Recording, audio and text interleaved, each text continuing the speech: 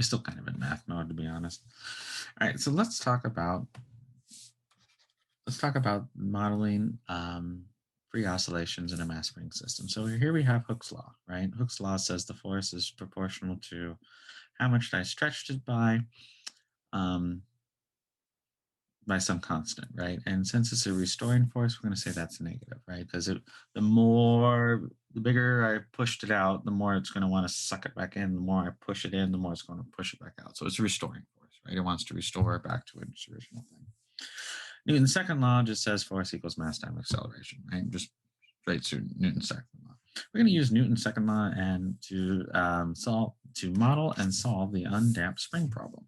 Okay, so let's do that. So we're going to start doing a little bit of applications. Let me open up my. Okay. All right. So here. And so notice that these forces are the same. And so here I can write mass times y double prime is equal to minus ky. Because this force is the same as this. This is my force, right? And here we just draw a quick diagram which we're talking about. That way what I'm saying is clear, or at least try to be clear. So here I have some mass. And here it's on a frictionless surface, so assume no friction. Here we're assuming no friction, we're assuming no loss, we're assuming no air resistance.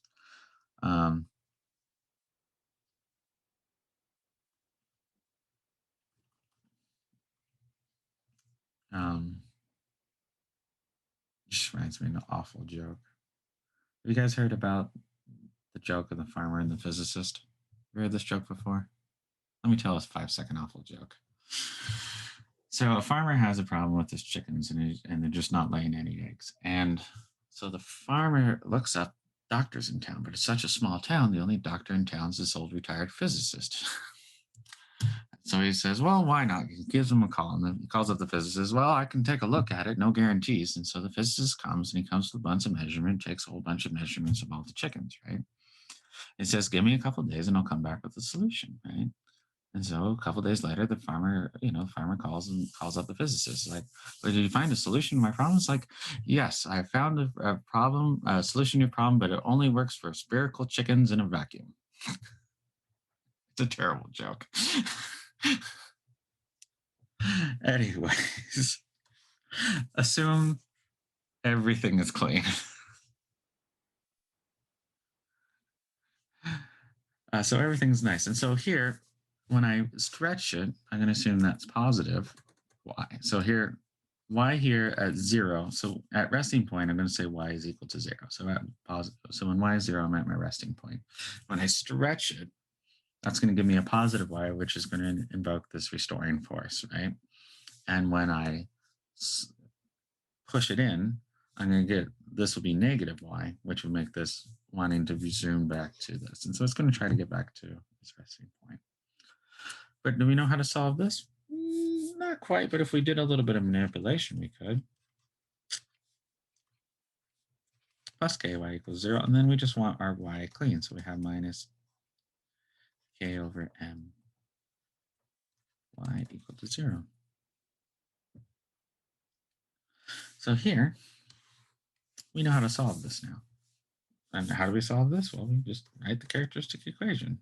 Lambda plus k over m is equal to 0.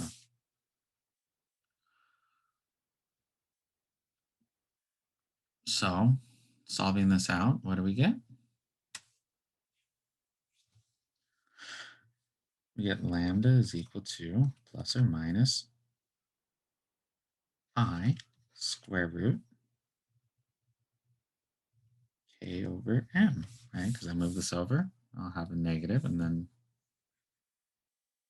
I take the square root, I'll pull out the I, so I can do that. And so what does this end up being? This gives us the solution as follows. E to, what's my real part? 0, so e to the 0. So we're just going to leave that off. So C1 cosine of square root k over m x plus sine of Or, oops, I forgot my C2. I'm not writing on the right line. Let's sine over square root. Okay. And your book is going to call omega naught equal to K over M. And then here you can figure out the frequency. This thing will have the frequency of this thing is frequency F is equal to omega naught over 2 pi, and the period of this is equal to 2 pi over omega naught, or 1 over the frequency, right? Or 1 over F. And so here we have a frequency and a period of our harmonic oscillator. And this is what these are. These are harmonic oscillators.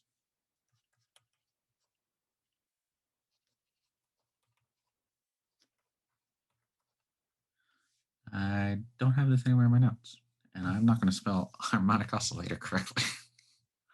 Oscillator. I should just look it up. So these are harmonic oscillators. You're going to see a lot of these in just throughout engineering. It just appears a lot. At least that's my understanding. I'm not an engineer, so I don't know. But from my engineering friends, they say it does happen. You'll see quite a few of these things. Simple things like,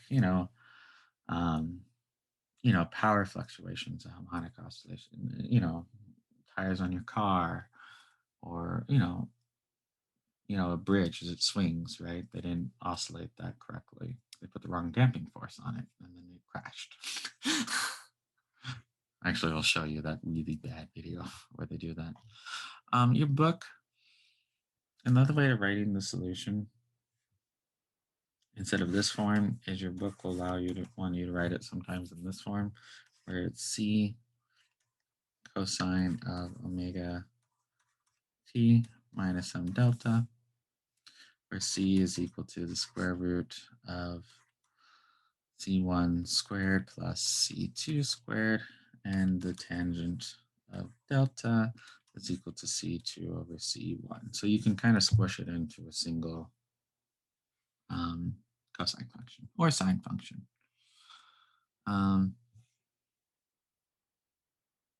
I've seen these exact equations in 3 other classes this semester. Oh, good. So at least it's somewhat prudent to what we're doing. So I'm going to teach you how to solve it using differential equations. And then hopefully after today, you'll be a little bit more comfortable in solving harmonic oscillators and using these things in solving problems. So let's look at something that looks a lot like, like you'll see on a physics test or an, that's omega naught t, sorry. Is that what? Yeah, no, it's omega naught t, yes. Minus delta, minus a delta.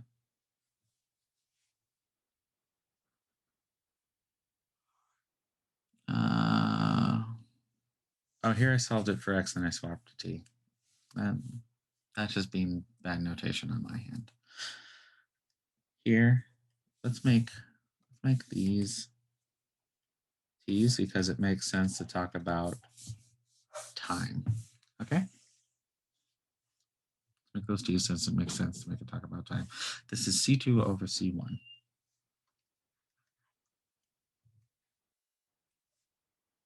Okay.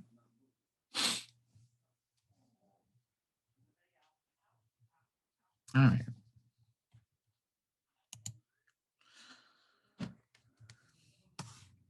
So here's something you would see in like a physics test, right? Let's pretend we have a weight.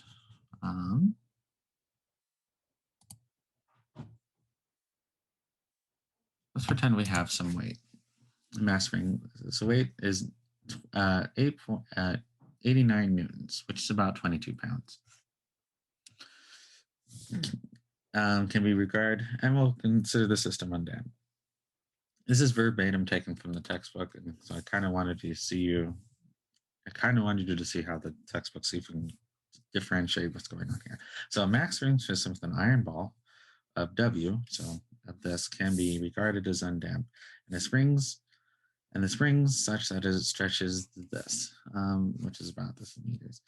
How many cycles per minute will the system execute? What is the motion if you pull down the ball from rest to 16 centimeters and let it start with zero velocity? Okay, so notice back from here that the frequency or its period does not depend on how much I pull it. So for harmonic oscillator, the way the math works out, if I can pull it a little bit, I'll just kind of go back and forth a little bit. If I pull it a lot, it'll go back and forth a lot, but the time it takes to do that is the exact same, right? So one will move a lot slower than the other. So let's go ahead and do this. And so let's solve through this. So let's talk about our math. So we need to put everything into correct notation. I think it's called, what do you guys call it? Dimensional analysis, where you make sure that everything is written correctly. And so here, let's talk about mass. So here, if I have a mass of 98 newtons. And so to figure out what that is in kilograms, you just divide by gravity. And so meters per second squared. Because newtons is kilograms per meters per second squared. That's what a newton is, right? If you don't know, that's what it is. A newton's kilograms per kilogram meters per second squared, right? It's a thing of force, right? Thank you. Yeah, so that's what it is. And so what I'm left with here, this is in newtons, I'm left with just 10 kilograms, okay?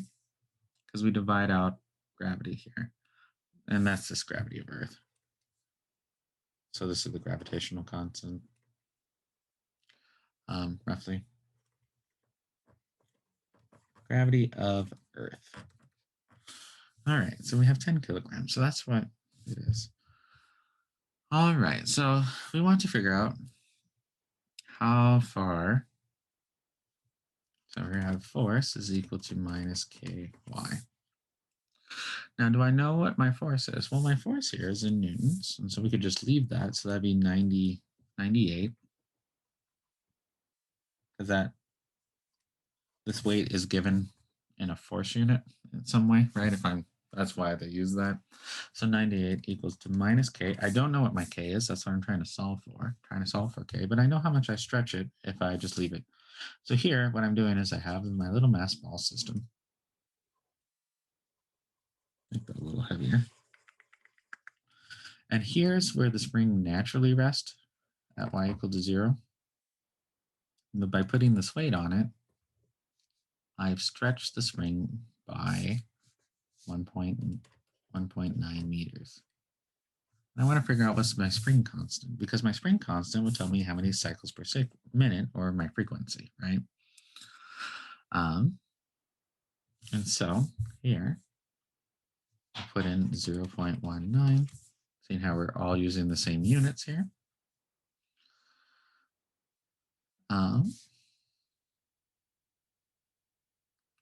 But here, since I moved it down, so it's going to be negative, since I've gone in the negative y direction. So we'll have, just for consistency's sake, we'll say this is y positive, this is y negative, so it is natural way you would assume it to be, right? So here, we'll have k is equal to 98 divided by 1.09, and that's going to equal, this roughly equals 90. We'll just leave it as a rough number. So that's 90. So that means our frequency is equal to omega naught, which omega naught is k over m. So m is 10. Let me not cheat you. Let me write k over m over 2 pi. That's what our frequency is. Or this is our omega naught. So our frequency here is square root of 9 over 10 over 2 pi. So that is equal to, well, this is just 9. Square root of 9 is 3, so this is 3 over 2 pi, which is a roughly 0.48 hertz. And that's cycles per second.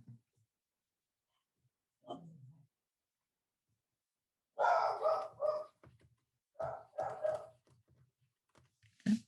And so here, how many minutes? So if I just, so basically what they're assuming is here did this, and then I just hooked on the ball.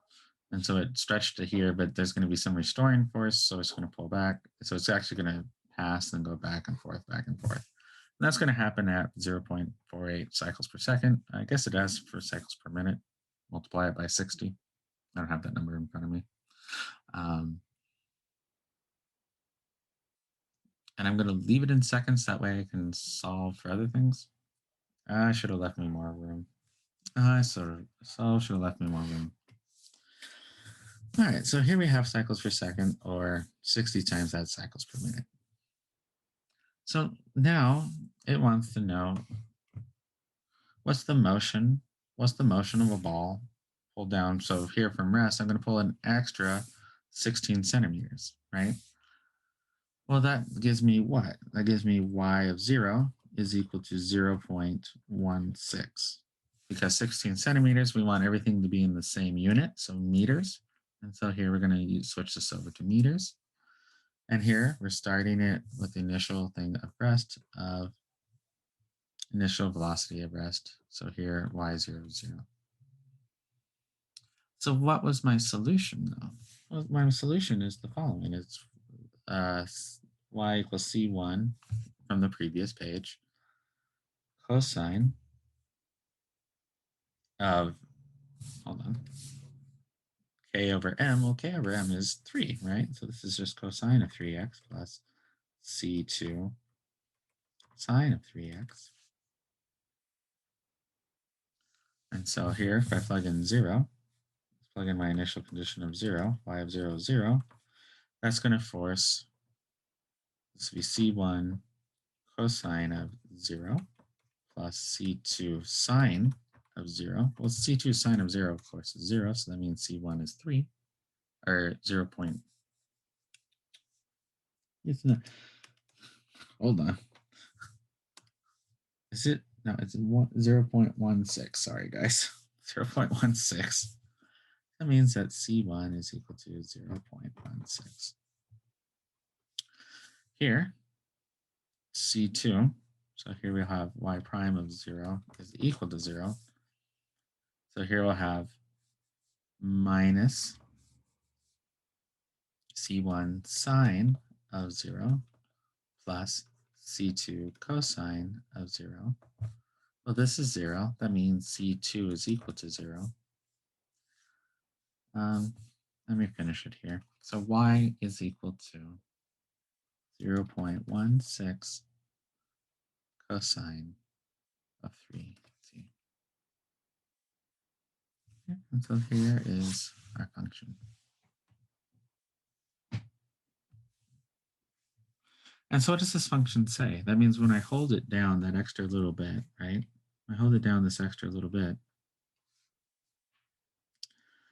it is going to, it's going to start at, I guess I have this upside down in my head. I guess,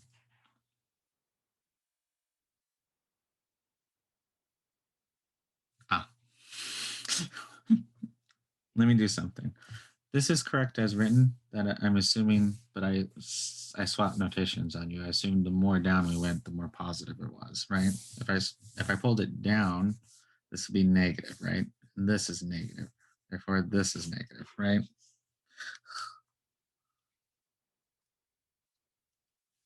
This may not match what the book does, but so here I'm starting at negative, and that's going to at full, and then I'm going to go up to 0. So this thing's going to start here. It's going to go up to 0. It's going to come up, come back down, and just do the normal cosine.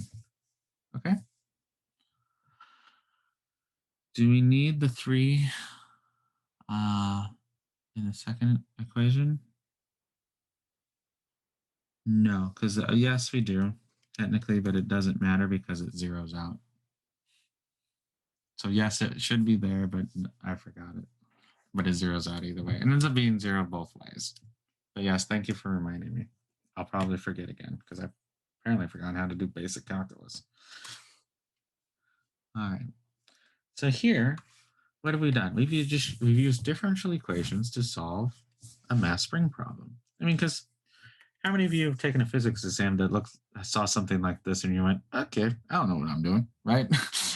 And just stared at it for hours and kind of worked some equations until something came out. It's like, this whatever came out of the tree looks good, right? um,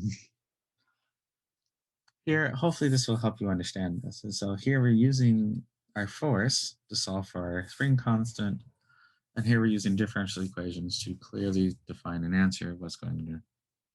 Actually, that's what I did in my last mechanics test. Just kind of shake the equations until with numbers, put in numbers until the answer came out.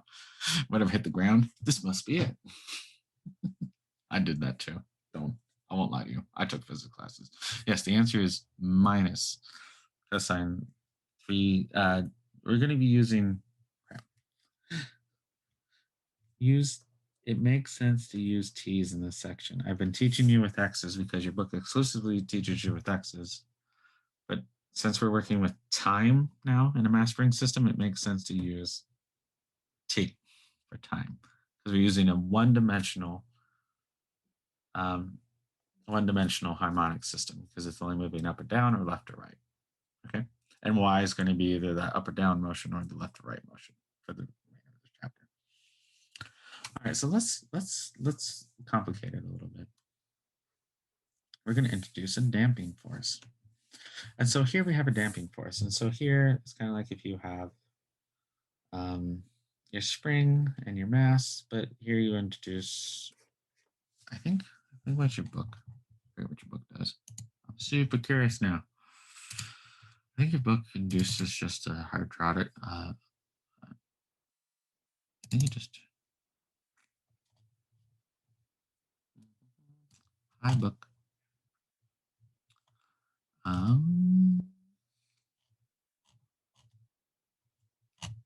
Your book uses a dashpot. So here your book uses some sort of dashpot to provide dampening.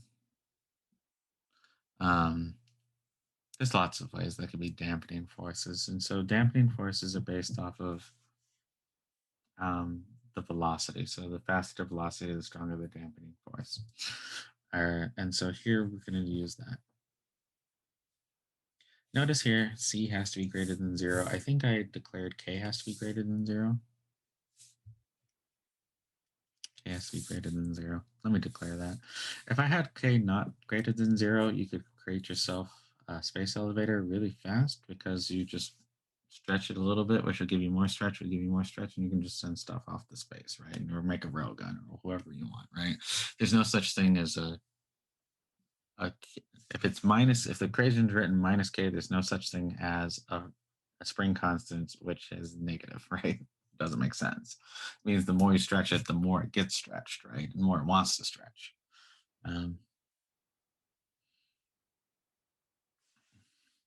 So same here. The C needs to be the more velocity, the more force it pushes against it, right? I don't have more velocity, the more velocity I get. So let's just introduce this into our damping problem. And hopefully I can crunch through this super fast with you. Because I said we're going to be done early. Now I have my doubts. I always imaginally end up like really close to time, and it always shocks me. All right, so now we have our two forces.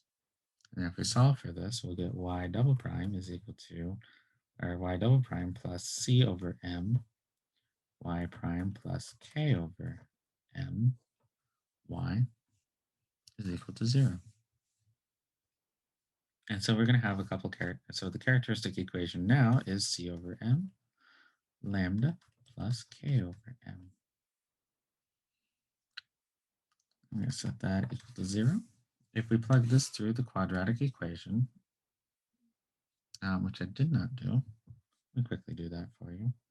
So lambda is equal to plus or minus, is equal to negative b, so b minus c over m, plus or minus the square root of c over m squared minus 4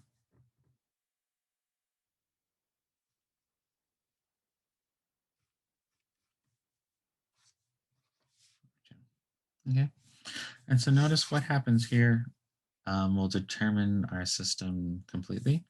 So if this is, as long as this is positive, I'll have two different real solutions. If it's 0, I'll have a single real solution. And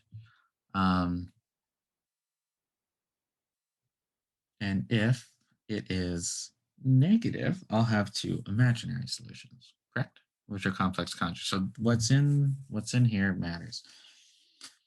And so here I need to have c squared, and I'm going to just c squared over m squared.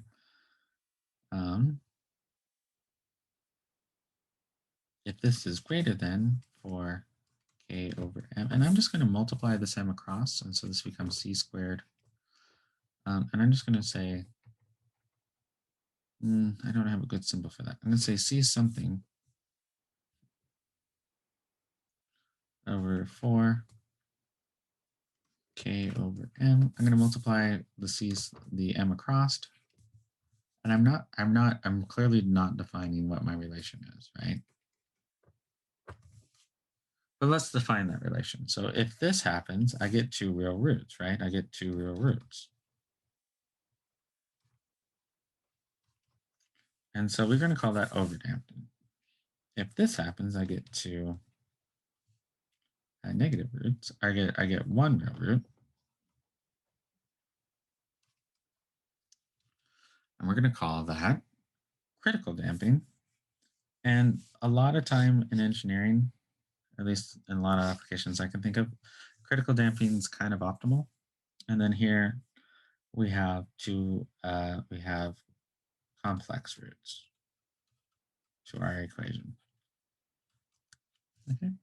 And so we have the three types of damping. So if I have two real roots, I call that overdamping. If I have one real root, we call that critical damping. And if I have complex root, we call that underdamping. And let me kind of explain how this all falls in. Let's go ahead and open the last two pages because I don't have them all up. Oop. Hold on, let me go back to this so you can write this down as I put in the other two. Type of notes. Please hope Excuse me? Go for it. For the critical damping and underdamping, you have c squared equals 4mk for both of them. So how do we know which one? You are exactly right. This is just your professor not being able to. Okay.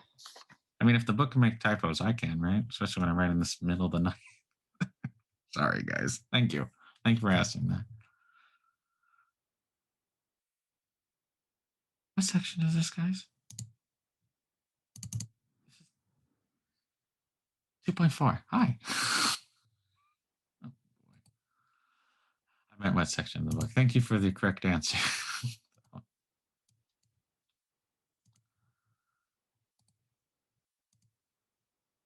Hopefully I'll get some sleep tonight and be a little less crazy. No guarantees. All right, so let's do this last little bit. So let's look at these cases one by one. All right, so let's look at the case of overdamping and its meaning. All right, so let's look at this. So if we have overdamping, we have two real solutions. We have two real solutions.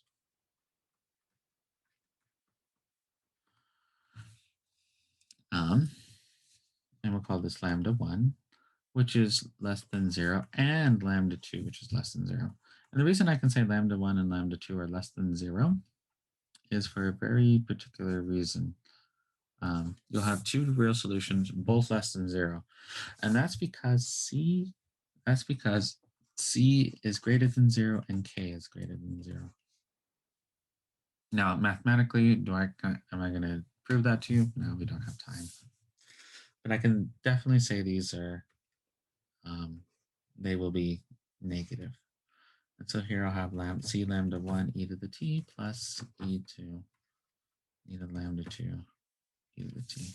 All right, so that's what we have. These are going to be negative. And so let's just look at a sample solution real quick. Let's just look at a sample solution real quick. So we're going to have time and we're going to have, and we're going to start with an initial y of it already stretched. And then I'm going to draw in a couple different lines. And so let's pretend we have, so let me see if I can do this. Let me just make this, we'll make line 1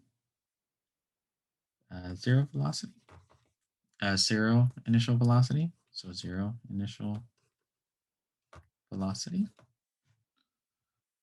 I guess I don't have to be all that fancy because I'm going to do fancy different lines, but you know what? Guess what? I have colors. So it just kind of goes down like this. It never hits 0 because these get smaller and smaller, but they never reach 0.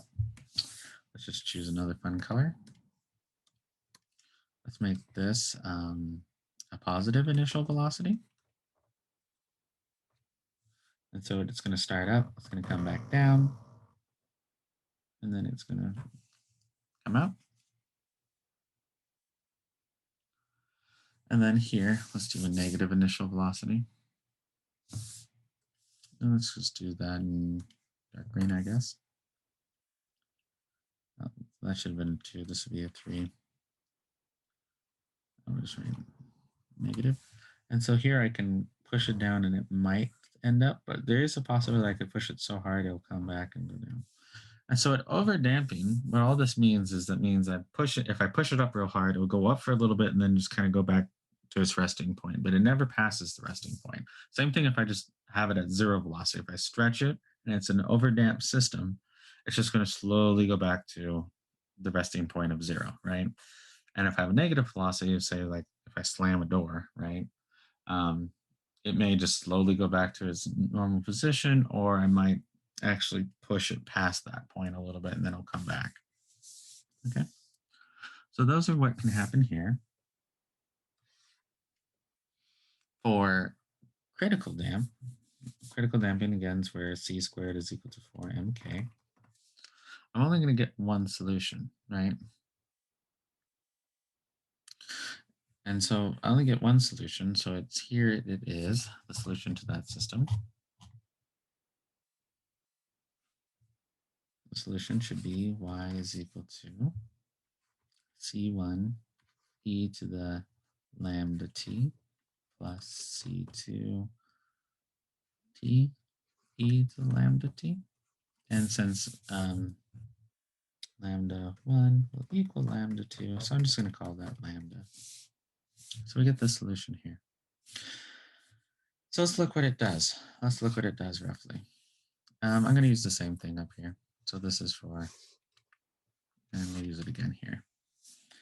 So let's start with an initial positive value, or initial 0 value. It's going to slowly come into 0. Here, if I do positive, it's going to go up, come back down to 0. And for negatives, it looks about the same. So your question might be, what's the difference between, so the question might be, what's the real difference between this one and this one? Well, the reason it's called critical, because it's actually, let me hold off on that. Let me answer that question once I show you the answer to this one. So in this one, I have lambda is equal to some alpha plus or minus I beta. They're complex, right? And so my solution is going to be equal to e to the, or c1 e to the alpha t cosine beta t plus c2 e to the alpha t sine beta t. And this is from what you've seen before.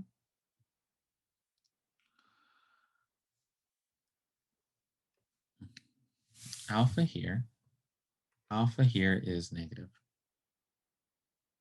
because alpha is equal to minus c over 2m from, minus c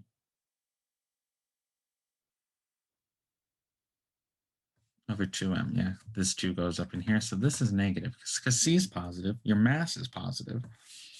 And so here, this is a negative number. And so as t approaches infinity, y is going to go to 0, right? Y is going to go to 0 because this is going to go to 0, this is going to go to 0, and this is going to stay between 0 and 1. This is going to stay between negative 1 and 1, negative 1 and 1. So this goes to 0. However, and I can tell you what the frequency here, the frequency is equal to beta over 2 pi. So the frequency is. And so what this one looks like is it, and I'm just going to show the 0. It's going to go past and go back and go back and go back and eventually even out. And so it just kind of bounces back and forth and eventually stops. And so the reason why this is called the critical damping is twofold. I've heard both reasons. You know, if it's spelled right above me, you think I could spell it. It's 2 reasons. One is the fastest without going over.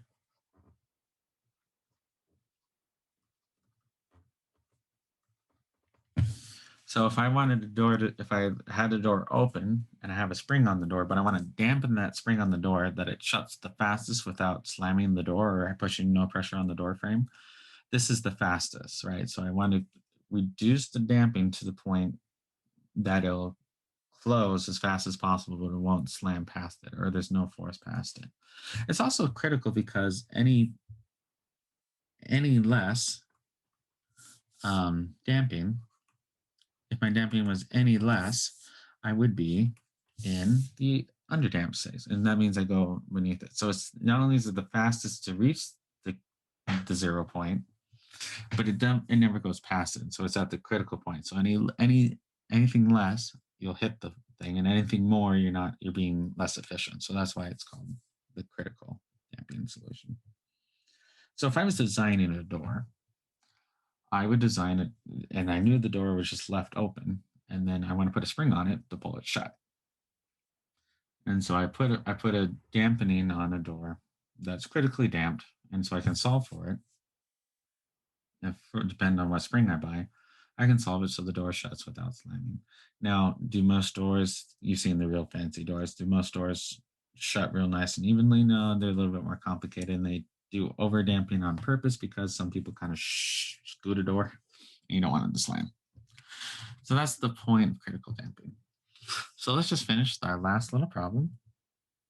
And so the point is that the spring might be given to me and it may not be given to me, but the system, when you're designing stuff, you get to design the spring and you get to design the damping on it, right? And so you can mess with these two to get the desired results you want. For a car, most of the time you want under damping, right? And the reason you want under damping for a car, let's pretend I was driving a Jeep on a real bumpy road. And your car suspension system, and let's just pretend let's start with a Jeep and I do it and I jump a ramp, right? If I jump on the ramp, I hit the ground, it'll kind of bounce for a little bit and go forward, right? Have you ever done anything stupid in your car? You might know. For those who haven't, don't try this at home, kids. Here's my disclaimer. And the reason they have it that way is if we're going on a really bumpy road, as the tires are moving up and down really hard, it allows the shock to be a more smooth ride. And so you don't want it, because if I cranked over, if I way over damped it, you'd feel every single bump in the road. And that's not the point, right? That's absolutely not the point, right? And so sometimes you want one damping over another. Does that make sense? And so depending on the system you're doing. Anyways, so let's talk about it. So let's go back to our example 1, right? From our example 1, let me write down what our solution was in case you forgot, right?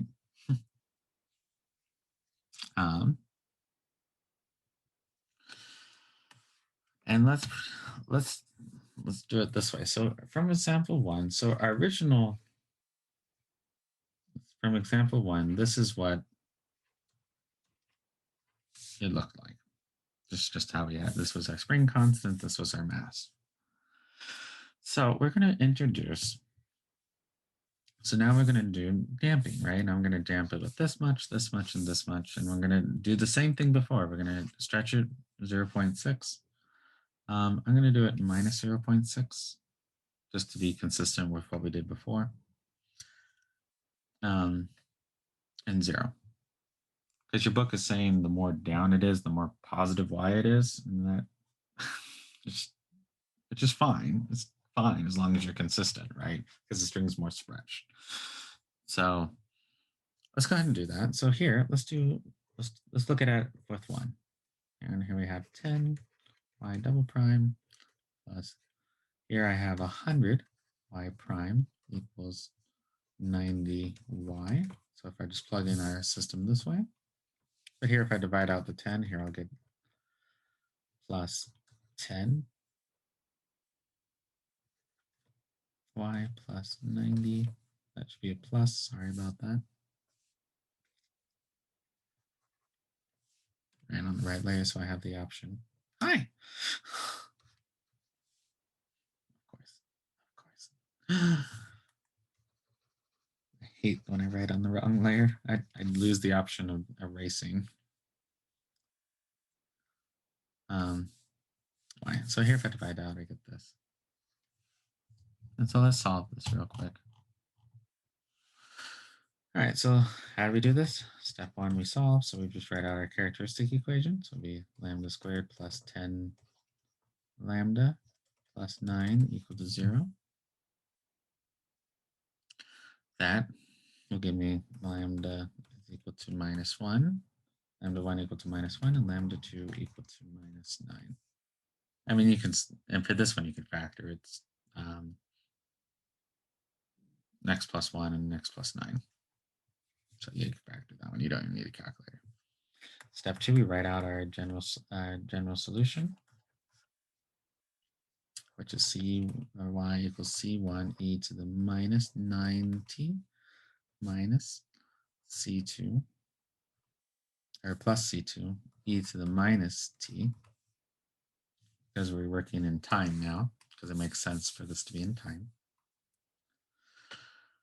All right, and then we do step 3, which is our general solution. And so step 3 here would be and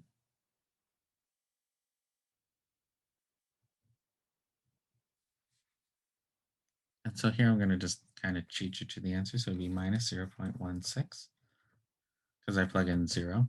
If this is 0, I'm going to have C1 plus C2. And then here, if I plug in 0, this will pop forward. So I'll have minus 9 C1 minus 1 C2. And so here I have a system of equations with 2 unknowns. So this is me plugging in this solution and this solution. And this will translate into y. So C1, let me write what the answers are. C1 here is equal to minus 0.02, and C2 is equal to 0.18. Actually, that won't actually be true. Let me leave this as positive for the rest of this. That way my numbers are correct, though I don't have to sit there and recalculate them all in front of you. I could if you want me to. You guys want me to? So here this becomes y plus 1 lambda plus 10 equal to 0. This is lambda plus 1 equal to 0. Yeah. No, you're good. I'm glad you asked the question. Please make sure your lambdas are always negative. If your lambda is not negative, something went wrong. Something went horribly wrong. Okay. So here we have this. Then we can just write out our general solution. Our general solution here will be 0.02 e to the minus 9t plus 0.18 e to the t. All right. So let's do this again for a problem 2. And so problem 2, the only difference we have here is we're going to have 10y double prime plus 60y, because this is our new damping, prime, plus 90y is equal to 0, or y double prime plus 6y plus 9, or y prime plus 9y equals to 0. So this is lambda plus 3 squared is equal to 0. So that means lambda 1 equals lambda 2, which equals minus 3. So this is step 1. I guess I skipped writing out the characteristic equation, but it's just lambda squared plus 6 lambda plus 6. Step 2, we write out our solution from that. So y is equal to c1 e to the minus 3t plus c2 e to the c2 t e to the minus 3t. And then step 3, we plug in our initial conditions. And if we do that, I'm just going to skip to the answer. That way we end on time at least. I promise. And so here I have 1.6 plus 0.48 t e to the minus 3t. And then for problem 3 is the following. We have c equal to 10. So when we simplify, it'll be lambda double prime plus y prime plus 9y equal to 0. It's going to be lambda double plus 9 equal to 0. And this one just doesn't end up being all that nice. 0.5, 2.96. And then here we can write out our general solution. So our general solution would be e to the minus 0.5t, all multiplied by cosine of 2.96t plus c2 sine of 2.96t. And then when I solve for my particular solution, I'll get c1 equal to 0.16, and I'll get c2 equal to 0.027. That's it. So that's the end of the notes. And then you just write out what that is. So let me zoom in a little bit. So here you go.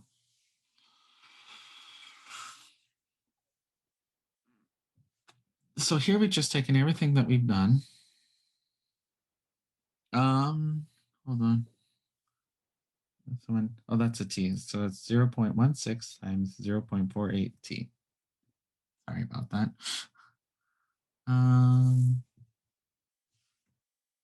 In part 3, this is e to the 0.5t because my real part is negative 0.5. And so I just raise e to that, and then you're able to separate it out. Okay. When it comes to your everything on e to the t should be negative for all of your harmonic oscillators, if they're real systems. Now, if you're in some, doing some fantasy game, you can make all the physics rules you want, right? But for real systems,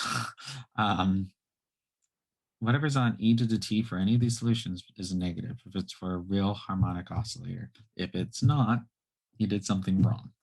Okay, so it's a real quick way to say if your math's incorrect. All right. Well, that's it.